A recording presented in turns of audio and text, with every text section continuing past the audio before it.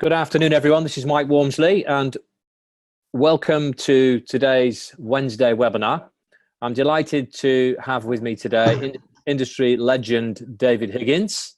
David, I hope you don't mind me calling you legend, but certainly that's the way I see it. Going back, 15 years ago when you and I first got to know each other, and seeing the way that you grew Harvey Nash, and then subsequently talking to you and filming videos of you about the journey and the trials and tribulations you had and how you got there in the end. And I think it's a tremendous learning experience. So to set the scene, David was very early in that business and grew it from a small number of people to an international behemoth, really. It was extraordinary. And nowadays, following his exit from Harvey Nash, David is a very accomplished non-exec director, helping guide recruitment businesses to avoid icebergs, helping them to steer strategy, to inject fresh thinking into the organizations, and accountability. So, David, pleasure to have you with me here today. Thank you, Mike. And for the very flattered by your description. Okay, good. Well, if only my children thought I was a legend. Send them a recording of this webinar. To get straight into things today and to keep on point, because time is obviously valuable for everyone, there's a series of questions that have come in from a variety of sources in my network that I've put onto these slides. So I'm going to go through them one by one, and I'd be grateful if you can answer the questions as best you can, David, from your experience. And if anyone has any additional questions that you'd like to put to David, you'll see a little chat icon within your panel. Please just drop that into the chat room and I'll pick up those questions and then pose them to David. So, well, thank you very much for everyone for tuning in, and I hope that I can pass on some salient knowledge to help you grow and be successful in your businesses. So there's the first question on the screen, David. How important was planning? Well, I'd like to say that it was very sophisticated and highly detailed. But like many owners, I was a young, ambitious young man. And we didn't think, can we grow the business to 600 million? It was more around, what would the Harvey Nash proposition be? What were the USPs that would differentiate us from our competitors? What sort of services were we going to provide? And then in terms of the sales planning, it was which markets, what companies, and how we segment those markets, and who within those organizations did we need to get to and influence. So the planning was definitely getting the sales strategy right, whom to target, and what we were going to sell them. And in those days, it was an either executive search or an advertising based solution, because believe it or not, there was no internet. In order to generate candidates, you had to advertise.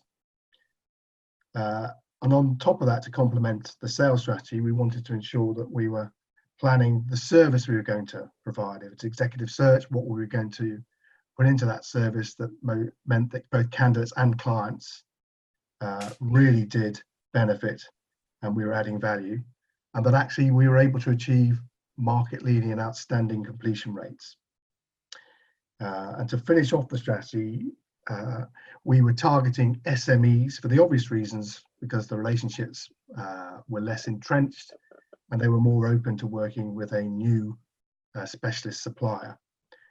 So what we wanted to do was build our model, test it, and then take it, which we did do, into large organizations which then had multiple requirements. So we knew that once we got the model right, the offering right, and the servicing right, we had the ability to scale.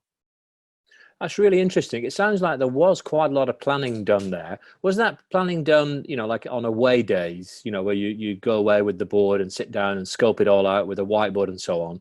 Or was it kind of done on the fly and incrementally, really?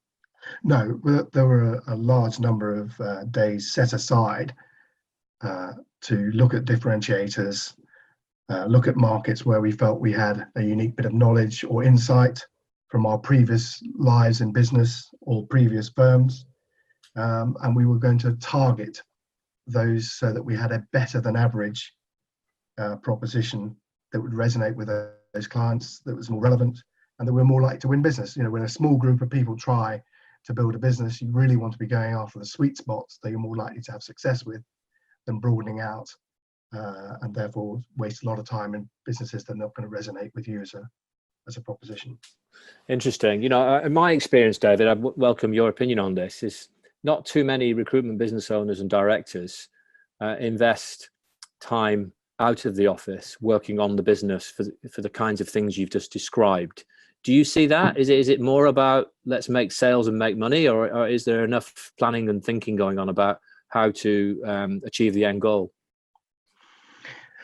I think some organisations do take the time, and it's very interesting when I go in. It's much more conducive to having longer and more detailed discussions about the business if you're away from the sales floor or away from the business in a different floor than it is when you've got access or line of sight to the business, because you can tell leaders and owners are always looking at what's going on the day to day. So I'm a big advocate of take time out of the business, clear your mind, and then focus on challenging what you're doing and how you can do it better. I mean, my mantra is, it is easy to find the 10 things you can do 1% better, which cumulatively over a year can make a significant difference, top line and bottom line. Massive. Well, thank you for that. Just to repeat to the audience, any questions related to this or an independent question, please put that in the chat room.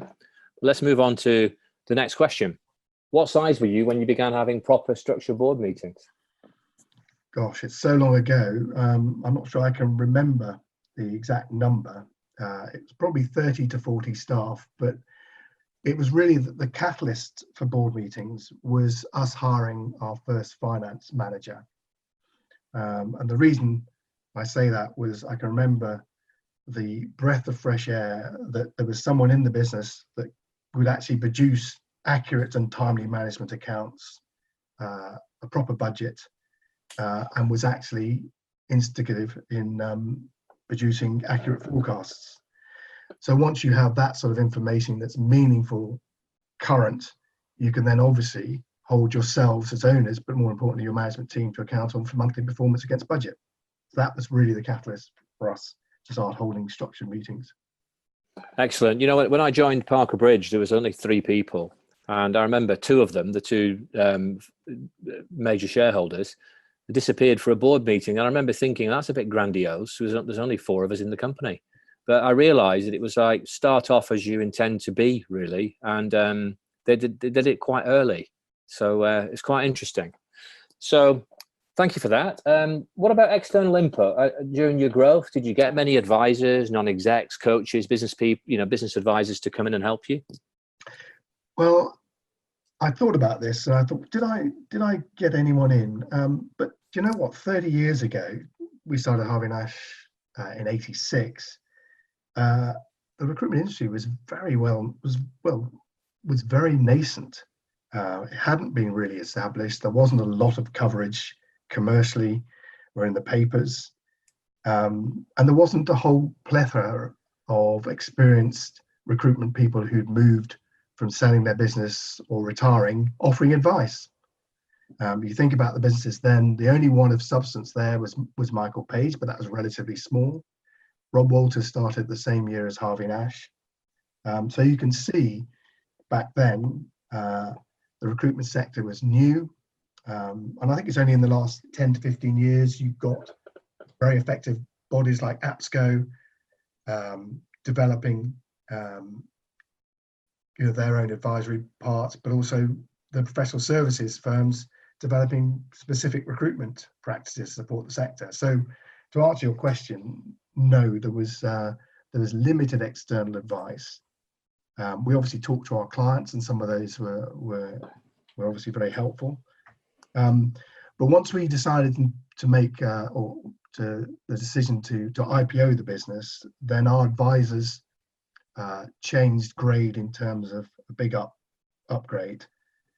We had brokers, corporate finance, and PwC. And we were in the big boys world then, so obviously they had significant input into the strategy of the firm because they were keen to see profits grow and the share price increase. Interesting. Did you see a big impact from those advisors? I mean, they're not experts in your field. It's kind of that sensible stretchy of the canvas, but we were the experts in terms of we knew our sector, we knew technology, we knew where it was going and the impact it had on clients and where we could grow our business and what services we needed to provide. So they were just sounding boards, but yes, obviously effective. More about the messaging as to what we were doing and how we were doing it to investors. Looking back, do you think you would have got advisors in earlier, if you're in today's world where you've got someone available? I mean, that's one of the questions you ask later. Yes, I mean, I think being a CEO of a business and a founder, you're supposed to have all the answers, and clearly you don't, because it's what you don't know that stumps you. And it's lonely at the top and on occasion. And in fact, I had a meeting literally 2 weeks ago where the owner had done this fantastic job in terms of growing a business, and he was saying, what do I do when I'm stuck? There's no one I can talk to, and I don't feel I can go back into my management team going, I don't have the answers. So I would counsel, seeking external advice, and maybe not just one or two, but a number of individuals that you can go to for specific expertise or input. Interesting. We've got a couple of questions coming in, David. Firstly, we've got Paul, who's saying, at what point of scale did cash flow become less of an issue, if ever? Well, we were primarily a permanent business and got the accountants in early. So we didn't have cash flow problems for many, many years. And actually, the reason, that's a good question in today's market. If I can take you back 30 years, clients were paying us 25 to 33% fees, and recruitment consultants were probably earning 30% less. And in those days, we were also selling advertising in Computer Weekly, the Sunday Times, the Telegraph, the Guardian, you name it. And there was quite a substantial margin that we were buying at and then passing a discounted rate to our clients. But obviously we're buying in bulk from the publishers. So we were a very high margin business. I think that question is probably more related in terms of contracts. So when you're growing your contracts book and your permanent business becomes or slows down and you're investing in new offices, that's clearly when things become a little bit tighter. But normally you can run that, if you've got, again, a smart CFO, he can run that past the banking and the funding side and make sure that there's sufficient headroom and funding to avoid any cash. Yeah, I think your point earlier of having that really good financial person involved is critical, isn't it? Because, a recruitment business person, entrepreneur, usually is not also a qualified accountant, and therefore it's not their bag. So yeah. I think good advice from earlier. Another question as well coming in. Sorry, Mike, one other point I'd like to when I say we didn't have a cash funding crisis, that would be wrong, because after 9/11, with a predominantly perm business, that market basically came to a stop. So we had 36 offices around the world and significant overheads with a business that was probably at that stage 80% perm, 20% contract. So that was a cash crunch. To be honest, we had overheads and declining revenues. So I guess, again, the finance person will be critical on that, to go to the bank and handle those discussions. Absolutely. Yeah. Okay, we've got some more questions coming in, particularly from Neil. I'll come back to that question in a second, Neil. So moving on to the next question that we've got pre-planned. Top 3 things you've learned from your journey that you pass on now as a board advisor, please. I mean, there's many of them, really.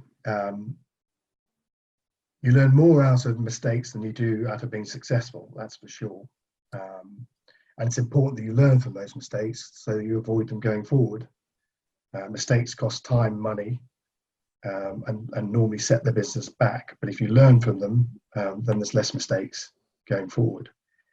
I think culture has to be the primary learn, setting that from day one, leading by example, so that your first 10, 15, 20 employees have the right culture embedded in them, means that scaling is that much easier. You're hiring people into a team that's got common goals, common objectives, and they're more focused on the good of the firm and what you're trying to achieve than a bunch of individuals trying to earn as much money as they possibly can, which tends to be a little bit of a disruptive. Plus, if you're scaling it, the culture has to be embedded to an extent that if you open even a regional office, and in particular an international office, people have got to get the same feeling to underpin what your brand and what your business stands for. You can't have offices going native, because the clients, candidates and staff all get different experiences. Some you hope is good, but some may be bad. So culture, I think, is probably up there. The other thing I've witnessed in my own business career today is change. It's in the heat of the moment and with ambition and driving profits. Often leaderships do not spend the time to futurize their business and look at what's hiding behind the hills that's going to come along and disrupt them. And by the time it has, the impact is either instant and they've lost the market, think about Uber, or it's gradual and you don't notice it until it's too late. So having someone just constantly with that eye open, shining a light on what's happening in the industry, what's changing, and in particular now technology is just evolving at a frightening pace. AI and blockchain will almost certainly affect our industry in some way, some for the good, some for the bad, but we certainly need to, as a business, to be an effective leader, cater for that and make sure that we've got a robust business model that can withstand that change or adapt quickly. The third one I put as part of my big 3 C's is competition. You can set up a business in isolation, absolutely. You can sit there and spend it in isolation with success. But what I found is at some stage your competition has a good look at you and go, we can do that better, we can do that differently, we understand what makes them successful, we'll start doing more of it. So you will be disrupted by your competition. So understanding what they're doing to impact your business allows you to continually evolve and develop your business. I mean, in my view, recruiters or recruitment companies are based up of 3 component parts: proposition, processes, and people. And if you're not best in class in each of these areas, then your competitors will take market share. And that's a moving feast, and therefore evolution to ensure you're constantly ahead of your competition is critical. On that point, did you have any regular report to the board about your competitors and what they're up to? Gosh, going back, I mean, there were regular conversations about if we ever lost a pitch, if someone looked like they were growing faster than us, if there was new markets, who was in there. So it was definitely a very frequently held discussion to ensure that we were adopting, adapting, and staying ahead. Very interesting. You know, your point about culture. I have a director development program in London, the Pinnacle Club. You know, David, you've spoken there. And 2 of the members, by coincidence, had hired the same person over the years. And this person was a $400,000 a year biller. The first company eventually fired her. She's billing $400,000 a year, very disruptive, very lying and deceiving people, and, you know, not pleasant. And they made the brave decision to get rid of her, despite the billings. Guess what? The billings went up as a whole in the company. And then somebody else in the room, when they were telling this story, said, is that person's first name X? They said, yes. Said, oh, I hired her. Absolute nightmare. So, you think of your wise words there about getting the culture right. It's tempting to take that person on with, the impressive track record. But if they're not the right culture fit, it can be very dangerous. I mean, I did mark that down as a point. By having a culture that underpins your business, it gives you confidence not to compromise in the recruitment side of your business, because it is easy to get seduced by someone who's come from the right firm, got a great track record, and financially will make a difference to your business, perhaps in the short term. But as you've already stated, often hiring externals with good financial track records is more disruptive, and in the medium term actually has a negative impact. Very interesting. So next question, I will come back to the chat room just to repeat. How did you personally have to change as the business grew, do you think? My original role was getting out there, prospecting for new clients. So it was sales and marketing, delivering the message, and winning new business. That's what I was focused on. Once we were able to develop the management team, clearly I was less hands-on in terms of client focused and more about helping and developing them, building their particular businesses or divisions. From my role, I went from being more sales and marketing oriented into general management. I had to become much more collaborative because I had a broader audience. It was more about see what I'm doing and follow me versus how can we be effective as a management team to grow the business? What do we need to do? So it's more collaborative and outward facing in terms of building confidence in the business and putting in various principles that people adhered to. And my focus was then on, okay, where are the opportunities for growth? How quickly do we want to expand in the UK? How quickly do we want to expand internationally? And then working through those business plans with the finance team to ensure that we were financially able to make that investment without significantly impacting the cash or the bottom line. So you developed as a business leader and made the transition from salesperson to business person, in effect. Yeah. Okay, thank you. Next question: mistakes you see recruitment directors making that could be avoided. It's never nice to say, it's never nice that someone's saying you've made a mistake, because most people won't do it deliberately, and it's always unintentional consequences. The commonest mistake I see is owners and leaders, because as the business grows, they end up doing many roles. So they start wearing lots of hats. And often they get involved in areas where they don't have prior experience or limited knowledge, and therefore don't do them as well. And what I find in these scenarios, often the business is stagnated or flatlined.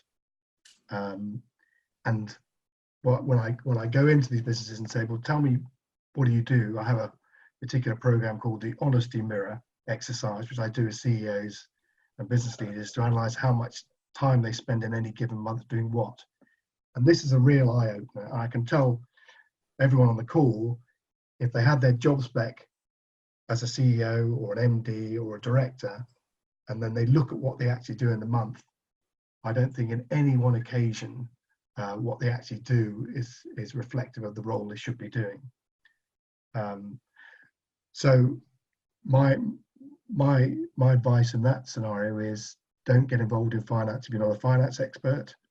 Don't get involved in IT, HR, compliance, technology, training or marketing if you're not an expert.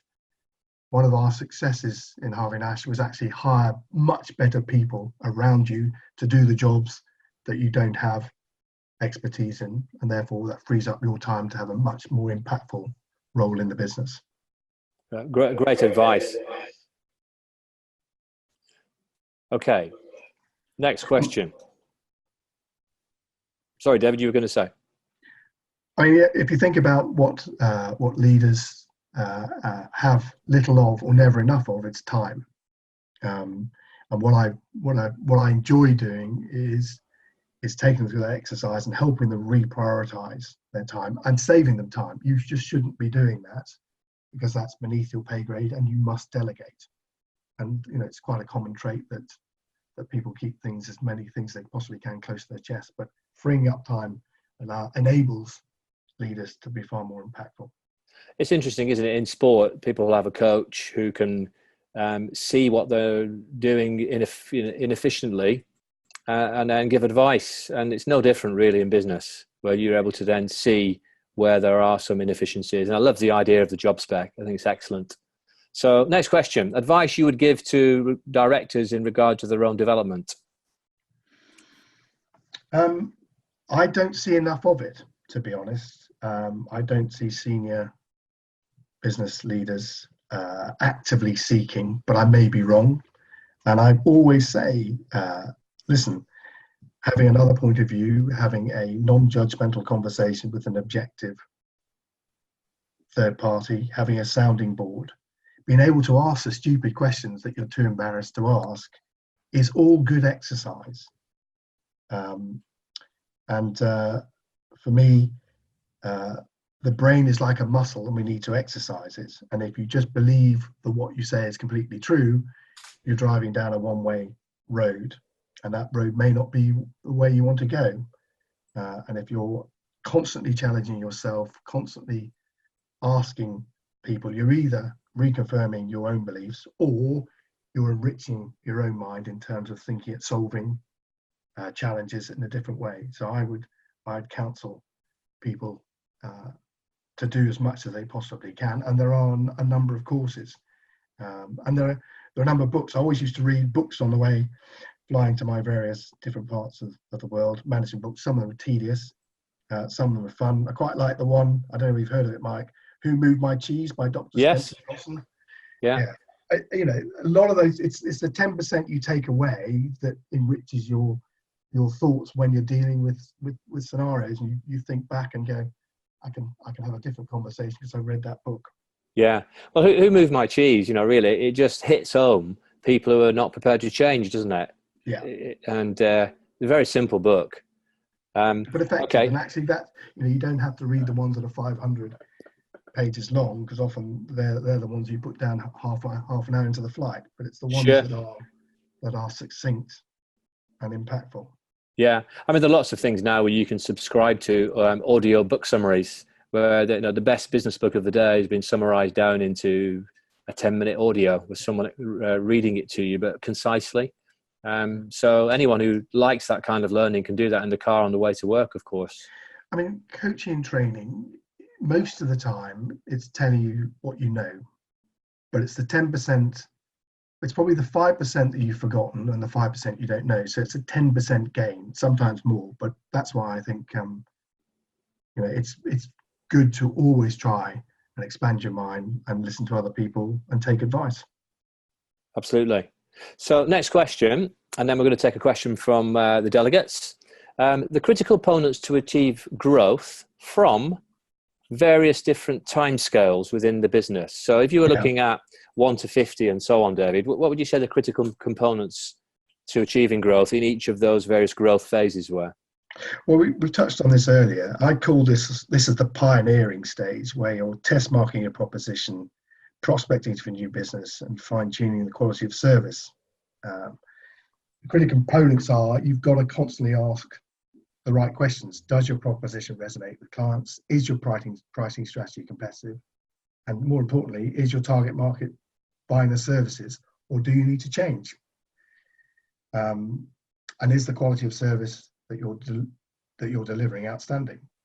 And at this phase, you've got to be quick to adapt and evolve, because you're wanting success quickly, because that gives you testimonials to take to the next client, and so the snowball starts rolling down the hill. So you're brand building, and it's pioneering, and at that size, the owners tend to be very, very well. They tend to have line of sight of everything that's going on, so there's control there. Okay, and then the next level up from that, what would you say the staff numbers would be when things start to change and there's different criteria for achieving growth? Well, I notice it from the sort of 50 to 100 growth phase. And this is normally when owners delegate some, if not most, of the day-to-day management of the business to their management team. So the component parts there, it's critical to have a strong leadership team to create that platform for future growth. And when you're when you're building that team, the essential part of that is to go through a process of detailed assessment of those individuals. You've got to ensure that you have the right people in the right roles and make the necessary changes when the right people are in the wrong roles and exit the wrong people. And the clear message there is, sometimes you grow up with management teams and people are promoted, but they may actually be the wrong people in the wrong roles or the right people in the wrong roles. And all that does, if you don't deal with it at this stage, means that your business goes backwards. So it's really going through that process, which is critical, because that creates the platform. I think you need at this stage to have, or to ensure that your culture and processes, attitude and values are embedded. What do you stand for? If you saw a Harvey Nash person at an event, you'd like to feel that they were all very similar, not clones, but very similar in terms of what their attributes were: professional, smart, knowledgeable, and client focused. So experts in their relative markets. Interesting.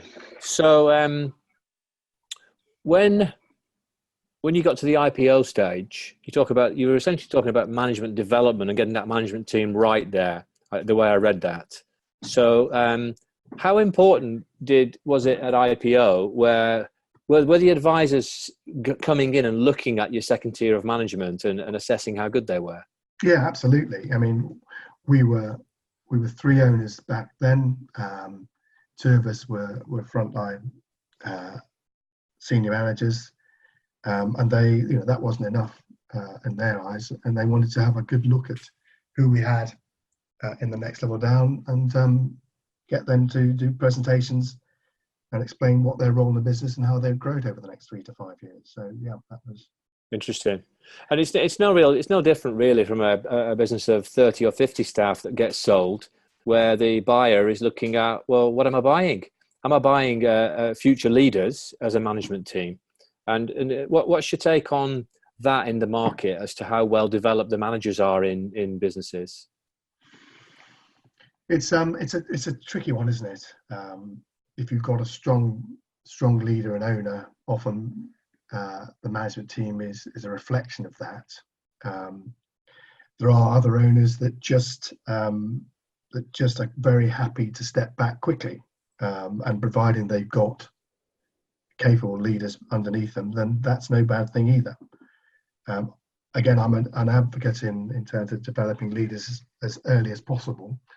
Avoid promoting those individuals that are high fee generators, because they may not necessarily have the competencies that make them a good leader.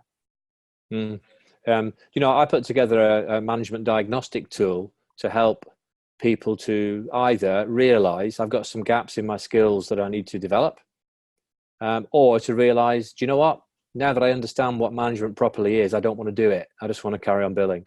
And it's, I just wish I'd had something like that myself, really, as a younger person, because you kind of don't know what management is until you're suddenly doing it, really, a lot of the time, particularly in a sales industry. Yeah.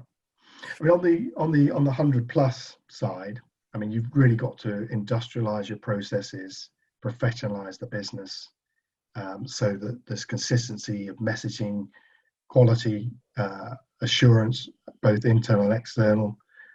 Documentation is of the highest standards, and you'll find actually that most of the recruitment businesses in the last 5 to 10 years that have scaled successfully have made significant investments in their internal recruitment team and learning and development. Interesting. Got a question coming in from Neil. Neil's asking, what specific KPIs and or financial measurements do you feel are most important to manage when trying to scale? Gosh, I mean, there's so many KPIs. That's a really difficult question to answer, depending on the business and sector you're in. The ones that I see most commonly used are first interviews, and then conversions of interviews to placements. And then obviously from the KPI point of view, you're trying to convert 20% NFI into profit. But again, that depends whether you're in investment mode or whether you're a mature business, whether you're spending a lot of money prospecting for new business or whether you're working on key accounts.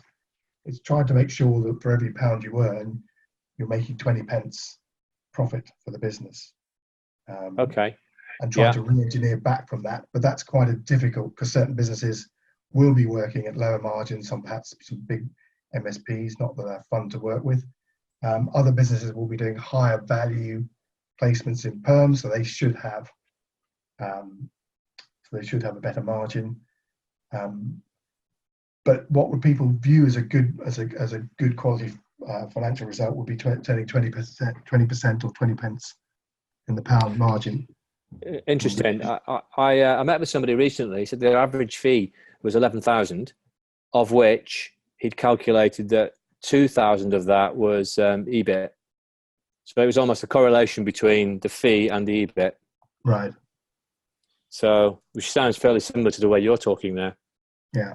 I mean, the financial KPIs, again, should be tailored to each phase you're going through in each particular business and margins that you normally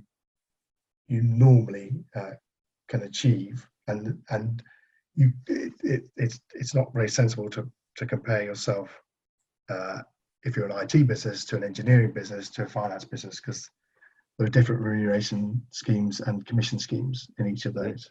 Yeah. Okay. Well, thank you for the question, Neil. So back to this one, David. The maze of technology. So this person who put the question in, very concerned about all the stuff that's going on out there with AI and machine learning and this and that and the other. What's your view on how you stay on top of this and choose the best tools? Yeah. Gosh, when I started Harvey Nash, there was technology barely featured, but now it's front of mind. I mean, there are lots of professional third parties, forums for people to attend, to get information. It's much more readily available. I do think people should definitely focus on this, because CRMs do make a difference, and you can waste a lot of money. From my side, I'm not a technologist, but I've managed to build up a network of ex-CIOs from the recruitment sector whom I will talk to or engage with as and when I have a question. So it's building up your own network of experts. The other thing, of course, I do is when I have people that say, I'm thinking about using X product, do you know someone who's using it? I'm very happy to introduce those to any one of my clients or contacts who are currently using it, for them to go and get an inside track as to how it works day to day. I think it's a great suggestion to have people you can just tap into, and having a wide network as a recruitment business owner where you can ring someone and say, what do you do and how do you do that? And things like peer-to-peer learning groups where you can be in the room with other non-competing recruitment directors and ask them, what are you doing and what are you using? So I think the answer there is having the right experts and contacts around you and building that network. Would you agree? Yeah, absolutely. Okay. We're coming towards the end of the webinar, so we're going to wrap up in about 5 minutes. So if anyone has any final questions, please pop them in the chat room. But the next question is a really good one. It never goes out of fashion. How did you attract the best recruiters? To be honest, in the early stages, we hired from industry. So we actually hired from our clients. We hired project managers to focus on project management hiring. We hired analyst programmers to focus on analyst programmers. So we mirrored the skills of our clients in the IT department with our consultants. Now I know that's changed now. And then from there, we developed our own.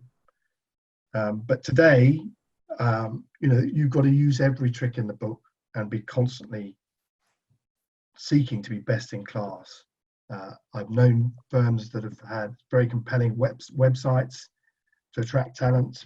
I'm quite a keen advocate of putting it as part of the management responsibility to meet 3 to 4 candidates every month so that they're well connected with potential consultants in their sector or their niche, so that as and when they come available, they've got the opportunity to at least have a conversation. I mean, bless them, rec to recs do have a part to play, but clearly they're only representing candidates that are available at that time. And that's only one line into the market. Headhunting and direct approaches and advertising, again, do and can work depending on which market you're after and how good you are. Incentivize existing staff. I mean, I've seen great successes, maybe at perhaps some of the more junior levels, but also at senior levels, where the culture's right and people are happy to introduce friends and former colleagues, because they tend to stay longer with the business. There's that sort of inherent moral obligation that if you're going to make the move and your friends recommended you, you're not going to let them down or the company. And again, I go back to having a good internal recruiter who's constantly beating the drum and getting the message out that whatever business you represent is a fun, growing, and has an opportunity for all, and that they're active in the market. So it's got to be front of mind. It's the lifeblood for the business. You've got to take every route to market. Yes, I totally agree. I think having your finger on the pulse there and constantly recruiting, always being recruiting, to snap up that great, candidate when they come along is better than only recruiting when you need to and then hiring the best of what's available at the time, really. So for the benefit of the audience, I'm running a session this Friday in London, 20 ways to source top recruiters. And we've got 2 spaces left on there. So you've attended this webinar. 2 people can come with my compliments, just as a thank you for attending. So if that's of interest, please drop a message through in the chat room, and then I'll get one of my team to organise it for you. So final question, David. Yeah. In fact, we've had this question to a degree, haven't we? What did you measure in the business? So let's move on to the next one. We had that one. Looking back, okay, I know we've kind of touched on this, but is there anything that's jumping out at you now where you think I would have loved to have done something differently, and why did I not do that? We were slow to recognise the speed of change from IT departments going from being primarily permanent into a more flexible contract model. And the speed of that meant that we were far more permanent oriented, but slightly too long. And we didn't want to do it because we were very good at permanent recruitment. It was very profitable. There was no funding issues. So we didn't feel the need to change. If I knew then what I know now, I would have made greater strides to get into the contract world quicker, because when the market took a big downturn, in particularly after 9/11, when 80% of your revenue has got a 3-month visibility, which it has in perm, rather than 6 to 12-month visibility in contracts, you go from making good profits to quite quickly into dangerous territories. So that's a bit of disruption or trend that we were slow to adapt and adopt. If I had my time again, I would have made sure that our business was at minimum 50-50, and ideally getting to 60-30 in favour of contracts. I know now that Harvey Nash is actually, I think, 60-40 contract perm, which then just gives you more resilience in any economic downturn. Thank you, David. And so we've kind of reached the end of the webinar. We're broadly speaking on time, so I know we've gone through at pace there. So thank you for your input, David. Really fascinating to go through that with you. Love to spend more time with you. Any final questions from the panel? We squeeze one more bit of value out from David if there's one more question. Well, thank you everyone for listening, and I hope it's been useful.